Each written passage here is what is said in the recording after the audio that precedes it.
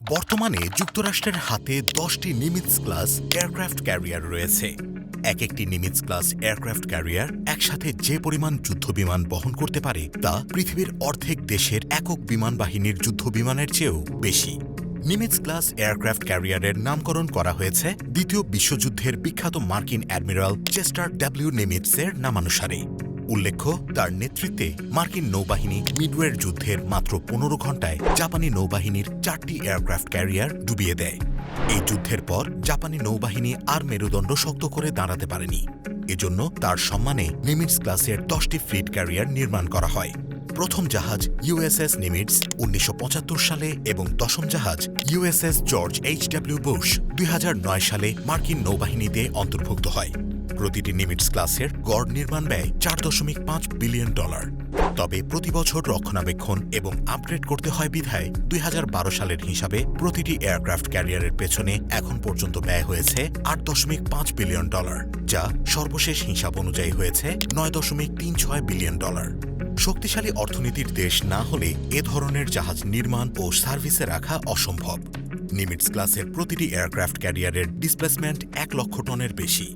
Fuel, যুদ্ধবিমান, জনবল, missile মিলিয়ে সংখ্যাটি 1,01,600 টন থেকে 1,06,300 টন পর্যন্ত হতে পারে। এজন্য এগুলোকে সুপার ক্যারিয়ার নামেও ডাকা হয়।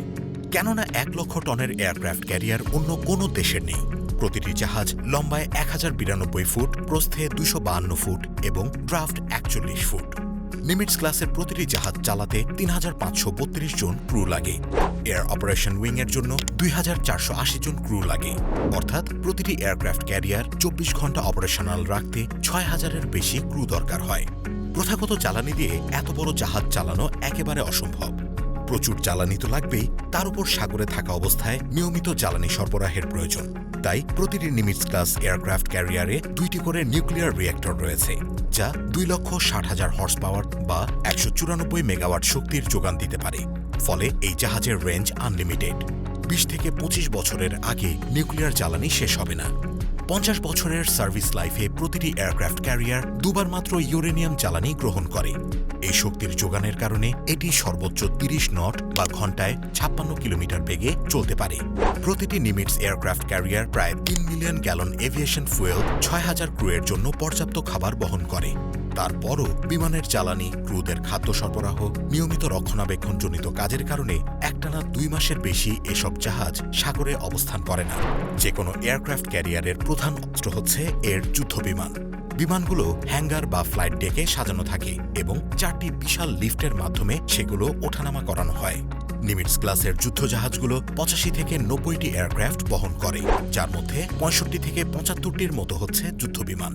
বাকিগুলো বিভিন্ন হেলিকপ্টার, আর্লি ওয়ার্নিং রাডারবাহী বিমান, ইলেকট্রিক ওয়ারফেয়ার ও মেরিটাইম পেট্রোল বিমান। এয়ারক্রাফট ক্যারিয়ার কখনো একা অপারেশন চালাতে যায় না।